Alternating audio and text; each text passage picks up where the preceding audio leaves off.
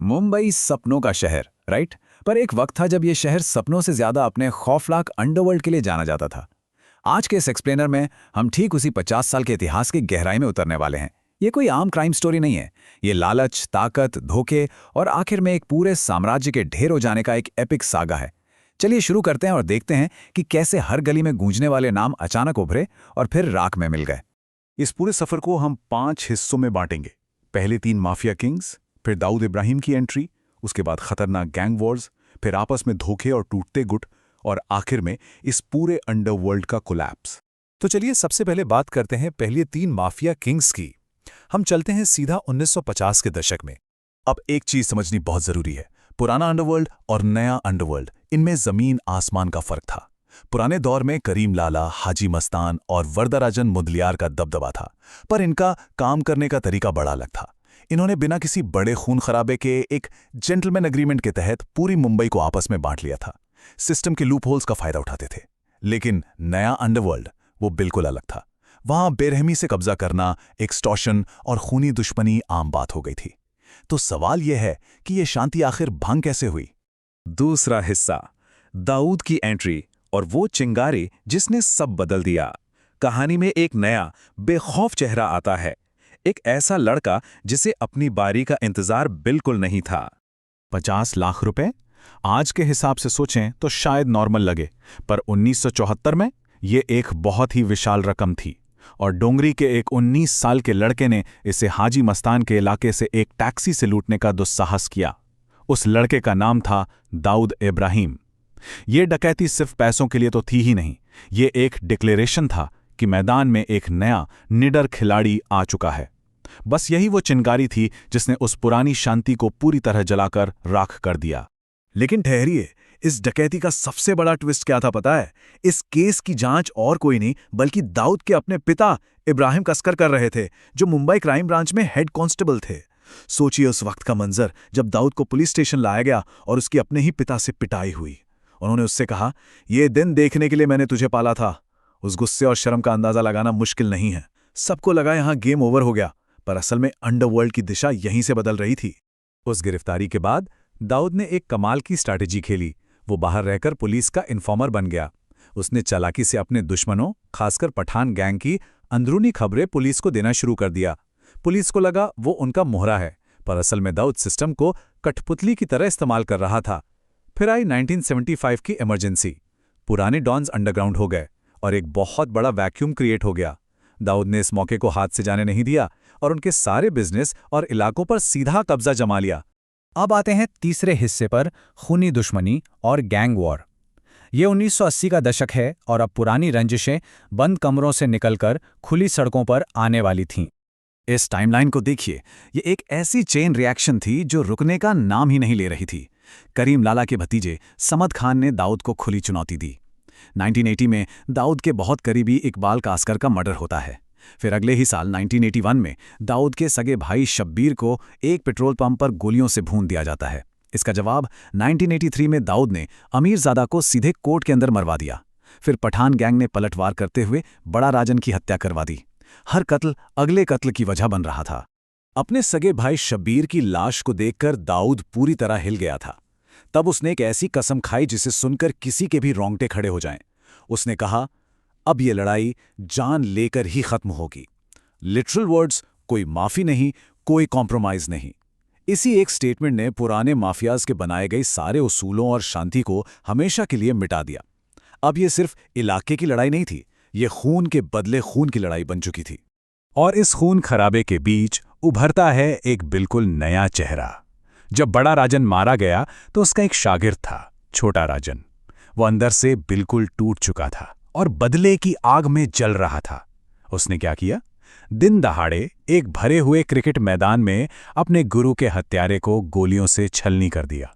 ये इतना बोल्ड और बेखौफ स्टेप था कि इसने तुरंत दाऊद का ध्यान खींच लिया। दाऊद को समझ आ गया कि ये लड़का उसके बहुत काम आ सकता है। और बस यहीं से इन दोनों के बीच एक नया और बेहद खतरनाक गठबंधन शुरू हुआ। चलिए अब चौथे चैप्टर में चलते हैं, धोखे और टूटते गुट। जैसा कि हमेशा होता है, जब साम्राज्य बहुत बड़ा हो जाता है तो सबसे बड़ा खतरा अपनों से ही होने लगता है। जब पुलिस का शिकंजा कसने लगा तो दाऊद को समझ आ गया कि मुंबई में रहना अब सेफ नहीं। वो दुबई निकल गया, पर धंधा बंद नहीं हुआ, सिर्फ नक्शे पर जगह बदली थी। दुबई में उसने शरद शेट्टी उर्फ अन्ना के साथ हाथ मिलाया। अब डी कंपनी कोई लोकल गैंग नहीं रह गई थी, वो एक इंटरनेशनल स्मगलिंग, सट्टेबाजी और एक्सटॉर्शन सिंडिकेट बन चुकी थी। पैसा तो बहुत आ रहा था, लेकिन इसके साथ साथ पैरानोया यानी अपनों पर शक और लालच भी अपने चरम पर था। एक कहावत है ना कि एक छोटी सी चिंगारी सब कुछ जलाकर राख कर सकती है। यहां वो चिंगारी थी जोगेश्वरी का एक रियल एस्टेट प्लॉट। शरद शेट्टी और दाऊद के पुराने साथी रामाभाई नायक के बीच इस प्लॉट को लेकर विवाद हुआ। दाऊद ने अपने नए पार्टनर शरद का साथ चुना और ये एक फैसला एक भारी गलती साबित हुई। एक वक्त पर जो लोग एक साथ मिलकर काम करते थे, वो अचानक 4 अलग अलग और खूंखार गुटों में बंट गए। D company, Ashok Joshi gang, Amar Naik gang और अरुण गावली गैंग। दोस्ती पूरी तरह से दुश्मनी में बदल चुकी थी। और जब ये गुट आपस में भिड़े तो जो हुआ वो कल्पना से बाहर है। जरा इस नंबर पर गौर कीजिए, 180। ये कोई आम संख्या नहीं है। 1988 में जब अशोक जोशी पर हमला हुआ तो उसकी मारुति 800 कार पर करीब 180 गोलियां बरसाई गई। सोचिए, एक छोटी सी गाड़ी और 180 गोलियां, ये सिर्फ मर्डर नहीं था, ये पूरे शहर में अपना खौफ पैदा करने का एक क्रूर तरीका था। फिर तो एक ऐसा खतरनाक साइकिल शुरू हुआ जहां हर वार का एक पक्का पलटवार होता था। अरुण गावली ने दाऊद का फाइनेंस संभालने वाले सतीश राजे को मरवाया। जवाब में डी कंपनी ने गावली के खास अशोक जोशी को खत्म कर दिया। बात यही नहीं रुकी, डी कंपनी ने अरुण गावली के सगे भाई किशोर की हत्या करवाई, तो बदले में अरुण ने दाऊद के अहम हवाला ऑपरेटर महेंद्र चौराड़िया को मरवा दिया। ये एक अंधाधुंध खूनी खेल बन चुका था। इस पूरे केओस के बीच पुलिस की भी भूमिका बढ़ने लगी थी। 1991 का वो मशहूर लोखंडा वाला शूटआउट। आपको जानकर हैरानी होगी कि उस दौर में गैंग के लोग ही एक दूसरे के शूटर्स को साफ करने के लिए पुलिस को गुमनाम कॉल किया करते थे। एक ऐसी ही टिप पर एक्शन लेते हुए एंटी टेरर स्क्वाड ने एक पूरी बिल्डिंग को घेर लिया। 4 घंटे की भयानक मुठभेड़ चली और माया डोलास और दिलीप बुआ जैसे खूंखार चेहरे वहीं ढेर हो गए। इंटरनल पॉलिटिक्स ने उन्हें खुद ही मरवा दिया था। और अब आते हैं इस कहानी के आखिरी और सबसे अहम पड़ाव पर, अंडरवर्ल्ड का अंतिम पतन। कैसे राजनीतिक तनाव, आतंकवाद और आपसी शक ने बचे खुचे अंडरवर्ल्ड को राख में बदल दिया। 1993 से पहले और बाद के अंडरवर्ल्ड में एक बहुत ही गंभीर अंतर था। एक समय था जब अंडरवर्ल्ड पूरी तरह सेक्युलर था, सब सिर्फ पैसे और ताकत के लिए साथ थे। लेकिन 1993 के मुंबई बम धमाकों ने सब कुछ बदल दिया। जब राजनीतिक बयानबाजियां हुईं और धमाकों की गूंज उठी तो गैंग्स के भीतर एक गहरा सांप्रदायिक विभाजन पैदा हो गया। और इसका सबसे बड़ा असर ये हुआ कि दाऊद और उसके सबसे खास आदमी छोटा राजन के बीच हमेशा के लिए दरार पड़ गई। धमाकों के बाद छोटा राजन ने अपना रास्ता बिल्कुल अलग कर लिया। उसने डी कंपनी से सारे रिश्ते तोड़ लिए।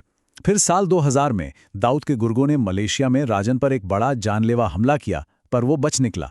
इसके बाद कहानी पूरी तरह पलट गई। राजन दरअसल भारतीय इंटेलिजेंस एजेंसियों का मुखबिर बन गया।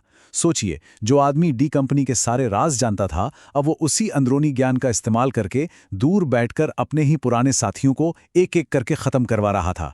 तो इस लंबे सफर का फाइनल रिजल्ट क्या निकला? फाइनल टैली आपके सामने है। जो लोग कल तक पूरी मुंबई पर राज करने का सपना देखते थे, उनकी सच्चाई रूह कंपाने वाली है। दाऊद और छोटा शकील देश छोड़कर फरार हो गए। शरद शेट्टी और बाबू रेशम जैसे लोग अपने ही गैंग वॉर की भेंट चढ़ गए। माया डोलास और मान्या सुर्वे पुलिस एनकाउंटर में मारे गए और छोटा राजन और अरुण गावली जैसे लोग आज सलाखों के पीछे हैं। इस विशाल आपराधिक नेटवर्क ने आखिरकार खुद को ही खा लिया। जो नाम कभी मुंबई की गलियों में खौफ बनकर गूंजते थे, आज इतिहास के पन्नों में बंद हैं। पर इस पूरे विश्लेषण के बाद हमारे सामने एक बहुत ही बड़ा सवाल खड़ा होता है। क्या वो अंडरवर्ल्ड सच में पूरी तरह गायब हो चुका है, या फिर उसने अपना तरीका, अपना चेहरा और अपना सिस्टम बदल लिया है और हमारे आसपास ही किसी नए रूप में इवॉल्व हो गया है? खैर, ये सोचने वाली बात है। आज के इस एक्सप्लेनर में बस इतना ही।